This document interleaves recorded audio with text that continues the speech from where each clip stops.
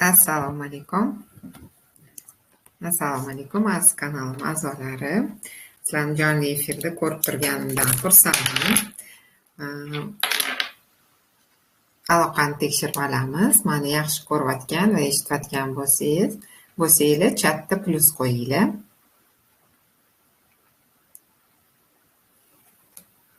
Tak, Instagram ham ulandi. Assalomu alaykum aziz kanalim a'zolari, obunachilarim, sizlarni jonli efirda ko'rib turganimdan xursandman. Bugungi jonli efirimizning mavzusi bu hayotdan nimani istayotganimni qanday tushunsam bo'ladi degan mavzuda gaplashamiz. Bir qaraganda osonga o'xshaydi. Nimani xohlayotganini, ko'pchilikni xohish istaklari, orzulari bo'ladi. Hamma odamlar sog'lom bo'lishi, boy bo'lishi, baxtli bo'lishi, farzandlari sog'lom bo'lishi, ularni kamolini ko'rishi xohlaydi degan xohish istak bo'lishi mumkin.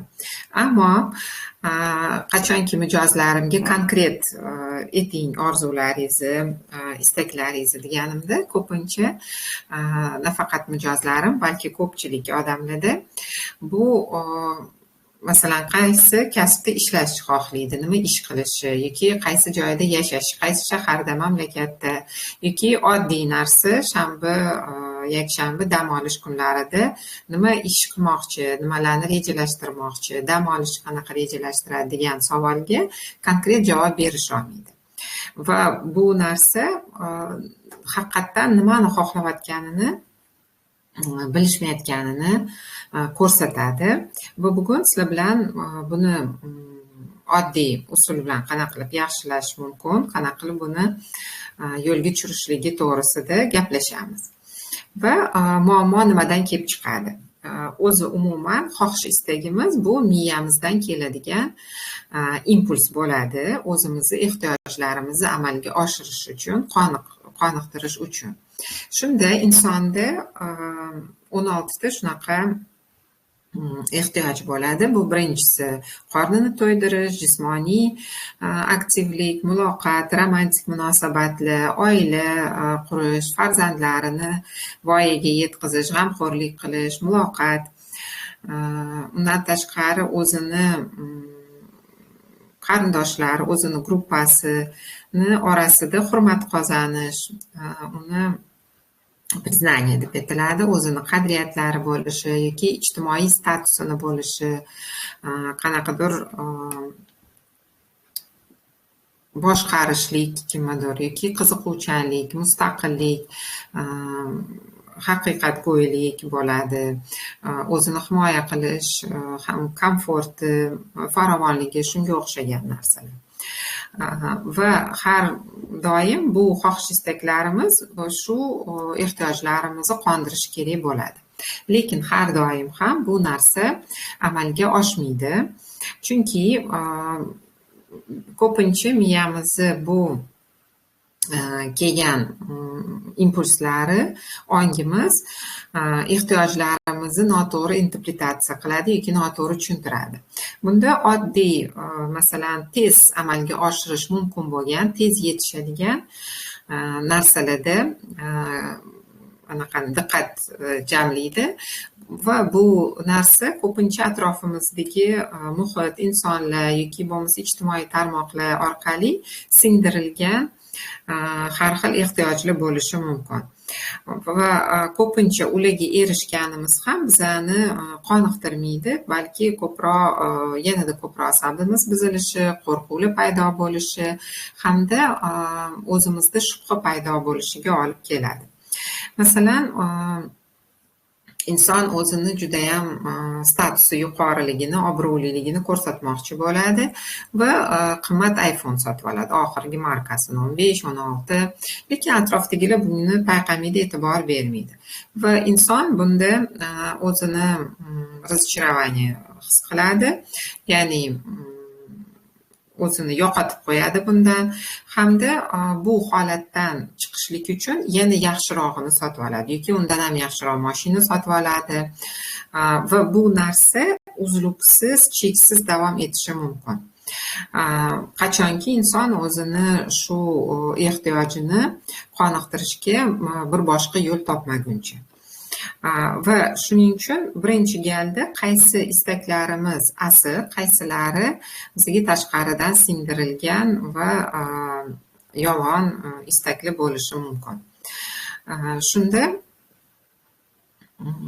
hozir tavsiyalarni aytib o'tiraman, ular sizga yordam beradi bularni ajratib olishga. Ko'pincha shoshmaslik kerak. O'zimizni xohish istaklarimizni ko'pincha ajratolmay qolamiz, chunki miyamiz shunaqa tuzilganki, unda o'zini mukofotlash tizimi yoqilgan bo'ladi. Va bunda uni asosiysi dopamin neyromediatori bo'ladi.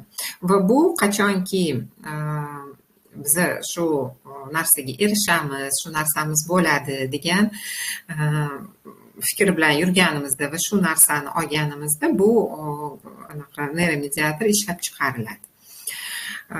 Va shu bilan birga bu dopamin ishlab chiqarilganda insonni mantiqiy fikrlashi, ratsional fikrlashi va tez shu yetib keladigan, tez amalga oshirish mumkin bo'lgan narsalarga erishishlikni o'ylashlikka vaqt qoldirmaydi.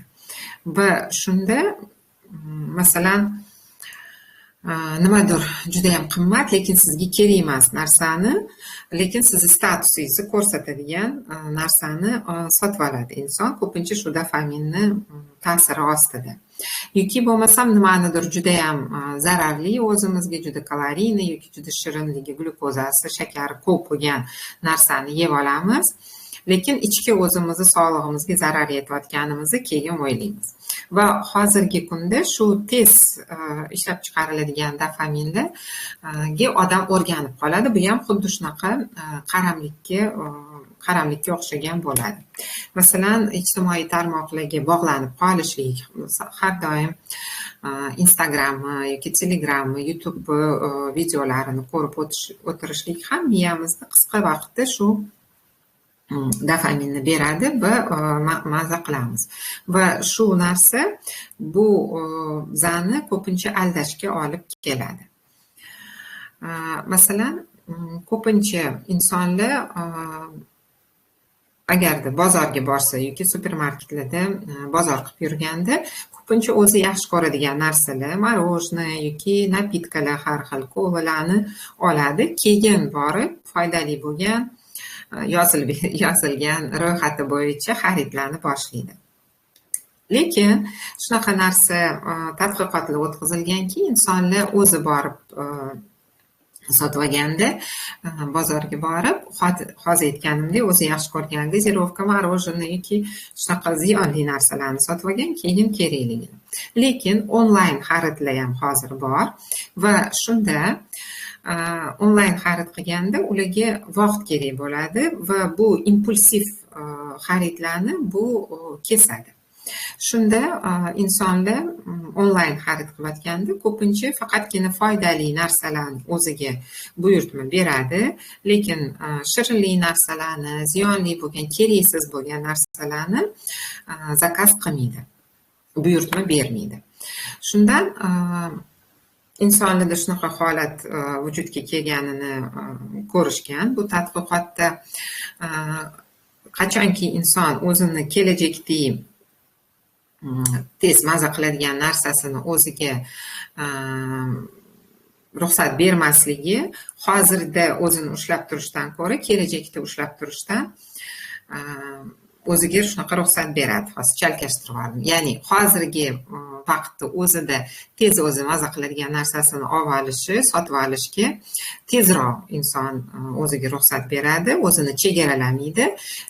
Kelajakda masalan onlayn xaridlar kelajak uchun bo'lganligi uchun, kelajak bo'lib uzoq emas, balki shu zahoti sotib olmaydi o'zi, balki uni olib kelib beradi kimdir. Shunda o'ziga kerakli narsalarni oladi va shu lazzatlanish hissini beradigan narsalarni kechiktiradi. Shuning uchun kelajakdagi shu xaridlarga olganda bu narsani chegaralaydi inson o'zini. Shunda agar hozir judayam nimanidir xohlayotgan bo'lsangiz, lekin o'zingiz bunga aniq bilmaysiz. Shu kerakmi sizga hozirgi paytda, qoniqish bo'ladimi sizda yoki yo'qmi? Buning uchun o'zingizga vaqt ajratishingiz kerak bo'ladi. Masalan, bayramlarda yoki tug'ilgan kuningizda nimanidir amalga oshirmoqchi bo'lsangiz, bu narsa uchun vaqt berishingiz kerak bo'ladi. Shunda sizni qoniqtirishi kerak bo'ladigan orzu istagingizni, xohishingizni ratsional o'ylab, analiz qilib amalga oshirishga imkoniyat bo'ladi.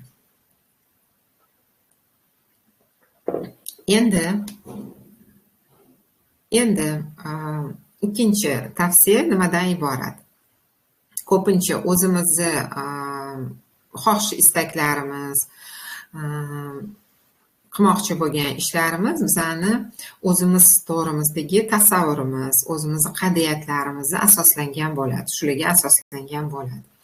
Va shunda qaysi bir xohish istagimiz asl, qaysi biri yolg'onligini bilish uchun o'zimizni o'zimiz bilishimiz kerak bo'ladi. Va bunda bir Vik Streker degan olim, psixolog shunaqa tavsiya beradiki, bunda hozir shunaqa vazifa beradi. Hozir borligingiz, amalga oshirishingiz va nimalar qila olishingiz yo'sinida ish qilish kerak bo'ladi. Masalan, bu nima degani? Siz qanaqa odam bo'lishni xohlaysiz? Masalan, mehribon, tez hamma ishlarni bajaradigan, o'ziga ishongan, samootsyenkasi yuqori, o'zini shaxsiy chegaralarini himoya qila oladigan va shu obrazingizga mos keladigan qanaqadir xarakteristikalar, nimadir holatlari bo'ladi xarakterini va hayotini qaysidir sohalarini. Va bularni o'zingizga formulirovka qilishingiz kerak bo'ladi. Buni qanaqa qilib namoyon qilishingiz mumkin? Va masalan, umumiy bo'lish kerak emas, ular yaxshiroq ishlashim kerak yoki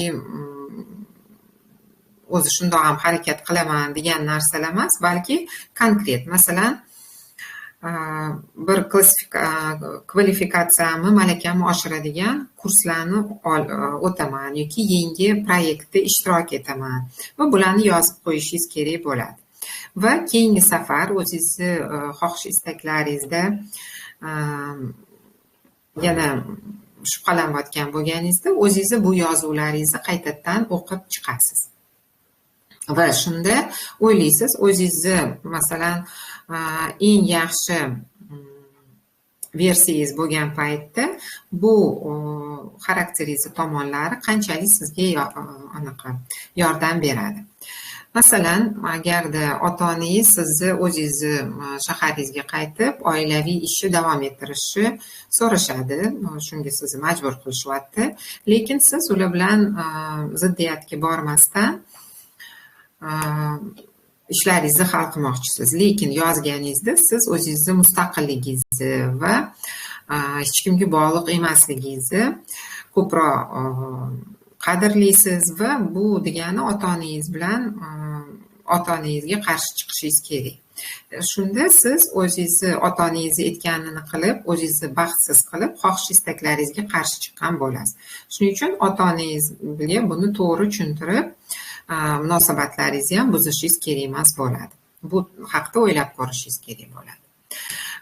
Keyingi tavsiya bu ustuvorliklarni o'rnatish kerak bo'ladi. Masalan, nima narsa siz uchun hozirgi paytda eng muhim?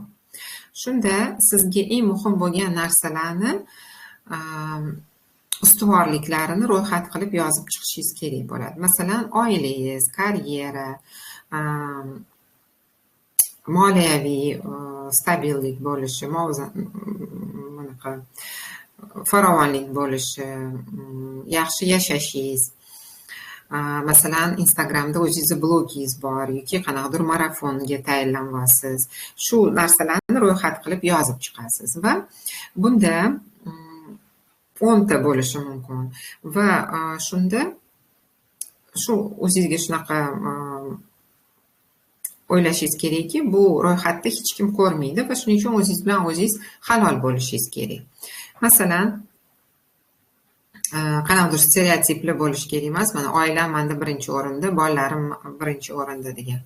Agar hech kim bu ro'yxatingizni bilmasa, nima sizga ustuvorligini, shunda masalan, ustuvorliklaringizga turmush o'rtog'ingiz yoki farzandlaringiz kirmasligi mumkin shu vaqt davomida. Karyerangiz birinchi o'rinda turishi mumkin.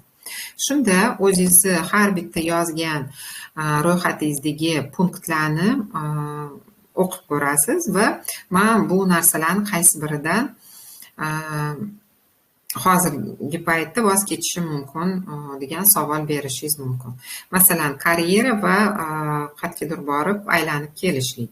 Shunda agarda siz karyerasiz tura olmasangiz, unga 1 ball qo'yasiz va dam olishlarga 0 qo'yasiz. Va bunda o'zingizga halol javob berishingiz kerak bo'ladi, o'zingizni aybdor qilishingiz kerak emas. Chunki masalan,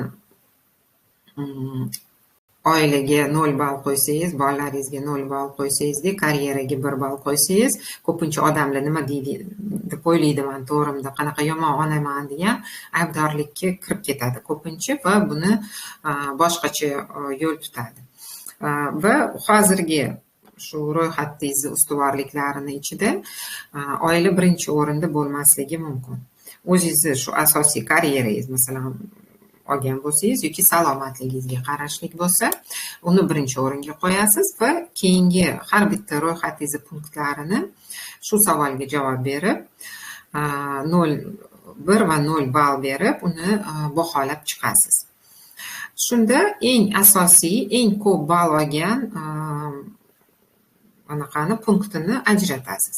Shunda qaysi biri sizga eng muhimligini, bu xohish istaklaringizni bilib olasiz. Va asosiy qadriyatlaringizga to'g'ri keladimi yoki yo'qmi, shularga ham javob berasiz. Va keyingi tavsiya bu oldindan masalan vaqtingiz, pulingiz, mehnatingiz ketgan narsalarga achinish holati bo'ladi ko'pincha va bu miyada shunaqa qopqonga o'xshagan holatni keltirib chiqaradi. Kognitivniy искажение deb aytiladi rus tilida. Shunda biz o'zimiz ko'p masalan institutga qiynalib kirdingiz, 1 yil, 2 yil, 3 yil o'qib qo'yibsiz, lekin o'zingizga yoqmayapti. Bunga qancha pulingiz ketdi, kontraktga vaqtingiz, umuman dars borib dars qilishingiz, shuncha qilgan ishlaringiz hammasi ketgan bo'ladi. Lekin bu sizga qiziqarli emas bo'lgan o'qishni endi tashlab yuborishga ko'zingiz qiymaydi yoki anaqa foyda keltirmayotgan biznesingizni yopishga ko'zingiz qiymaydi yoki serial ko'rishni boshlagansiz, endi yoqmay qoldi va oxirigacha ko'rib qo'ya qoling yoki qaysidir kitobni o'qiyapsiz, u ham yoqmayapti, o'qib qo'yishim kerak degan narsalar bo'ladi. Va bular shunaqa qopqonlar hisoblanadi. Va bu narsa masalan mayda turmushdagi narsalarda ham ko'rinadi. Qachonki masalan bozorga bordingiz, qidirayotgan narsangizni topa olmadingiz, lekin endi shuncha yo'l bosib keldim, biron narsa olib ketmaymanmi degan fikr paydo bo'ladi va buni natijasida kerak emas bo'lgan narsani o'zingizga pul sarflab sotib olasiz. Bu ham ongimizda shunaqa qopqonlardan bittasi kiradi, ya'ni ishlatilgan shu qaytarib bo'lmaydigan investitsiyalarimizni qopqonlari hisoblanadi. Shuning uchun nima uchun bu narsa bo'ladi? Bu shu nazariy teoriyalardan bittasi shuni ko'rsatadiki, bu qopqonlarni miyamiz qopqonlarini kelib chiqish sababi inson o'zini noto'g'ri yo'l tutganini yoki yutqizib qo'yganligini, o'ziga mas'uliyatni olganini, bajara olmaganligini his qilmasligi uchun shunaqa kognitiv dissonans deb aytiladi. Bu diskomfortdan inson o'zi chiqib ketishligi uchun miya shunaqa unga qopqonlarni himoya qilish uchun qiladi. Shuning uchun keyin afsuslanmaslik uchun buni oldindan qilish kerak, o'ylab agarda daromad bermayotgan yoki yoqmayotgan narsani mehnatingiz singan, vaqtingiz, pulingiz ketgan bo'lsa ham uni to'xtatish kerak bo'ladi. Bundan chiqadigan bu qopqondan chiqadigan texnika bu narsalarni o'zingizda bilib, ulardan chiqishni o'rganish kerak bo'ladi. Masalan, buning uchun birinchi galda o'tmish voqea hodisalarni hozirgi hayotingizga, hozirgi nuqtai nazaringizga ta'sir qilmayotganligini o'zingizga e'tibor berishingiz kerak, diqqatingizni qaratishingiz kerak bo'ladi. Bunda masalan o'zingizni hozirgi tanlagan mutaxassisligingiz bo'yicha o'qishni davom ettirmoqchimisiz? Haqiqatan davom ettirmoqchimisiz, yo'qmisiz? Chunki bir necha yil уже o'tda o'qib qo'ydingiz, lekin ota-onangiz maslahati bilan kirgansiz. Shunda bu agarda yana hozir mana institutga kiradigan bo'lsangiz, bu sohani tanlarmidingiz yoki yo'qmi? Shu savolga javob berish kerak. Bundan tashqari bu ketkazilgan vaqtingiz, pulingiz, harakatlaringizni oqlamasdan turib va hayotdagi shu hayotdan o'zi nima xohlayman degan holatda nima xohish istaklarim borligini o'rganish uchun nimadan boshlash kerak? Ko'pincha o'zini xohish istaklarini tushunishi oddiy xo'jalik narsalardan boshlash kerak. Masalan, ertalab nonushtaga nima yeyingiz kelyapti? Yoki dam olish ta'tilingizni qaysi joyda o'tkazmoqchisiz? Yoki tug'ilgan kuningizni qaysi joyda o'tkazmoqchisiz? Yoki kechqurungi ovqatga nima yemoqchisiz? Shunda faqatgina o'zingiz xohlayotgan narsani emas, balki nimani xohlamaysiz, shu narsalar to'g'risida ham o'ylab ko'rishingiz kerak bo'ladi. Nimani xohlamaslikka o'ylab ko'rishlik tezroq, osonroq bo'ladi odamga. Shuning uchun bunda ham shunaqa anti-xohish deyiladi-ku, anti-желание, ya'ni xohishingizga teskari nimani xohlamaysiz, shuni ro'yxatini yozib chiqasiz. Masalan, qaysi joyda dam olishni umuman xohlamaysiz ta'tilga chiqqaningizda? Yoki bo'lmasam qanchalik uzoqda joylashgan bo'lish kerak? Samolyotda uchib borishlik masalan 10 soat yoki 4 soatdan oshib ketmasligi kerak. O'tkir achchiq narsalar bo'lmasligi kerak yoki ko'p odam to'planadigan joylarga borgingiz kelmaydi. Shu narsalarni hammasini yozib chiqasiz va shunda bir nechta variantli sizga to'g'ri yozib chiqqaningizni ko'rasiz, nimalar sizga to'g'ri kelmaydi va uni yonidan sizga nima to'g'ri kelishi mumkinligini yozganingizda sizda to'liq xohish istaklaringizni holati paydo bo'ladi. Shu tavsiyalarni bajarganingizda masalan hayotdan nima xohlayotganingizni topishingiz mumkin bo'ladi. Tak, savol yozishibdimi Instagramda? Assalomu alaykum. Savolinglarni yozinglar, savolinglarga javob beraman. Hozir yana chatda qaraymiz. Demak, shular qilib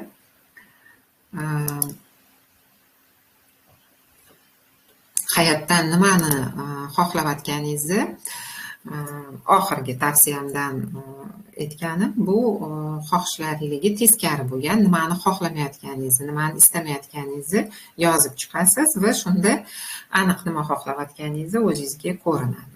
Hamda ustuvorliklarni, xohishlaringizdan ustuvorliklarni yaratish kerak bo'ladi. Albatta inson o'zini qadriyatlarini, nimani qadrlashi, shulari to'g'risida o'zini fikr mulohazasi bo'lishi kerak. Bu siz o'zini qadr qimmatini bilishi, o'zini nima xohish istaklari borligini, hayotdan nima xohlayotganini tushunishi juda qiyin bo'ladi. Savollaringlarni beringlar. Asosiy nazariy qismini tugatdim. Savolingizga javob beraman. Va o'zinglarni mana hozir efirda ishtirok etayotgan ishtirokchilar yozinglar. Sizlarga xohish istaklaringlarni bilishlik, ularni aniqlab olishlik, nima xohlayotganingizni bilishlik qiyinchilik tug'diradimi? Qiyinchilik tug'dirsa, plus qo'yinglar, agarda qiynalmasanglar, boshqa qaysidir smaylikka qo'yinglar.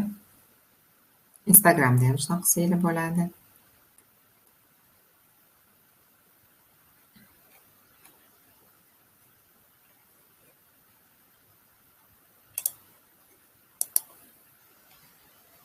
Chatda oxirgi chiqqan post tagida yozsanglar, chatga tushasizlar. O'zini qalbini tushunishlik va ko'pincha o'zini emotsiyalarini, boya efir boshlanishida aytganimdek, shu ehtiyojlarimizni qoniqtirish uchun tak, galochkalarni ko'rdim. Bunda emotsiyalar muhim rol o'ynaydi. Ko'pincha insonlar o'zini shu hissiyotlarini ko'rsatmaslikka harakat qiladi. Nima uchun? Ko'pincha masalan jahlini chiqargan, nafratini, nimanidir yoqmayotganini, g'azabi kelayotganini ko'rsatish buni uyat deb tushunishadi. Buni ko'rsatmaslikka harakat qiladi va bola tarbiyalanayotgan paytda ota-onasi jim o'tir, menga jahl qilma yoki yig'lama qiz bolaga o'xshab, o'g'il bola bo'lsa shunaqa deyishadi, yoki ko'p gapirma, bidillama, qizlar og'ir bo'lishi kerak degan so'zlar bilan katta qilishadi va buni natijasida men o'zim hissiyotlarimni gapirishim bu uyat ekan, mumkin emas ekan degan fikr bilan bola katta bo'ladi va bu muhrlanib qoladi. Hamda shu emotsiyalari, hissiyotlarini yashab o'tishga o'ziga ruxsat bermaydi. Bu narsa hissiyotlarning hammasini bloklanishiga olib keladi. Bu bloklangan hissiyotlar albatta bizda negativ fikrlarni, holatlarni keltirib chiqarishni boshlaydi. Chunki masalan, kimdir shaxsiy chegaralarimizni buzdi, o'zi ishimiz ko'p, yana ustiga boshlig'imiz ish berdi. Endi boshlig'im-ku deb hech kim unga javob qaytara olmaydi, men qilmayman deb. Shunaqa qilib kunlar, oylar o'tib ketaveradi, yillar, qarabsizki, juda charchab ketasiz, kuchingiz bo'lmaydi, kasal bo'lishni boshlaysiz va albatta bu narsa asabini buzilishligi, stressligi olib keladi va tanasidagi bir kasalliklarga olib kelishi mumkin. Bundan chiqishlik uchun albatta inson o'zini samotsenkasini oshirish kerak, o'ziga yoqmayotgan narsani, shaxsiy chegaralarini belgilashni bilish kerak va buni urushib emas, balki do'stona ohangda tushuntirishni bilish kerak bo'ladi. Ko'pincha o'zini chegaralarini himoya qila olmaydigan inson ongi ostida otasini qabul qilmayotgan bo'ladi. Masalan, munosabatlarida kelishmovchilik bo'lgan, ko'pincha xavotirga, qo'rquvga tushadigan, shubhalarga boradigan insonlarda bolaligidan ona obraziga bo'lgan anaqasi pretenziyasi bo'ladi-da, onasiga nisbatan shunaqa xafaligi yoki onasini ko'tara olmasligi munosabatlarida bir destruktiv holatlar bo'ladi. Bunda albatta tahlil mutaxassis bo'lganligim uchun sizlarni taklif qilaman tahlil olishni. Bunda ongi ostida buni sababi topiladi diagnostikada va uni olib tashlab terapiya o'tkazib beraman. Shunda muammolarni sababidan qutulasizlar va hayotinglarni yaxshi tomonga o'zgartirishga muvaffaq bo'lasizlar. Undan tashqari, yana oldingi efirlarimda ham aytgan edim, ayol energiyasi nomli kursim bor. Bu kursda shu qalbingizda yig'ilib qolgan xafagarchilik, nafratdan qutulasiz. O'zingizni fiziologik ayollarni hayotida bo'ladigan krizislar, fiziologiyasini, organizmdagi bo'ladigan o'zgarishlarni bilib, ularni qanaqa qilib to'g'ri bulardan foydalanish, o'ziga yuklanish qilmaslikni hamda energiyani hosil bo'lish yo'llari, o'zida energiyani tuganmas manbaiga aylantirishi hamda ma'shuqani sirlari bo'lgan yotoqdagi munosabatlarga ham bitta modul ajratilgan. Shuning uchun ayollarga shu ayol energiyasi kursiga taklif qilaman. O'zimga ko'proq batafsil bilishni xohlasanglar, o'zimga yozsanglar, yana ko'proq tushuntirib beraman. 1,5 oy davom etadi bu kurs, ayol energiyasi kursi. Undan tashqari, masalan, xavotir, qo'rquvni ustida ishlashlik hamda latofatli ayollar klubim bor. Bu klubda shu xavotir, qo'rquvlardan ishlaymiz. O'zini ongi osti, tanasi va qalbini birgalikda ishlashiga qaratilgan darslarni berganman. Meditatsiyalari bor ichida va hozirgi oldimga qo'ygan rejalarim bu o'zida shu daromadini oshirish, pul bo'yicha ko'p savol berishadi menga. Ko'proq pul topsam, qanaqa qilib topsam bo'ladi degan. Shuning uchun shu darslarni latofatli ayollar klubida o'rganamiz. Unga ham ishtirok etsanglar bo'ladi. Va undan tashqari individual ravishdagi tahlilga, konsultatsiyaga ham taklif qilaman. Hozir Ramazon oyida va Navro'z bayramidan oldin konsultatsiyalarimga ham va kursga chegirmalar e'lon qilganman. Shuning uchun juda ham xursand bo'lasizlar. O'zimga yozsanglar batafsil hammasini tushuntirib beraman. Tak, chatni qaraychi, nima savolinglar bor? Yozinglar. Tak, Instagramda qaraylik. Tak, savollar yo'q. Savollaringiz yo'q bo'lsa, bugungi jonli efirni tugatamiz. Chorshanba kuni yana savol-javob efirimiz bo'ladi va bitta ishtirokchiga bepul efirda, jonli efirda tahlil ham o'tib beraman. Shuning uchun uni ham o'zingizga budilnikka belgilab qo'yinglar.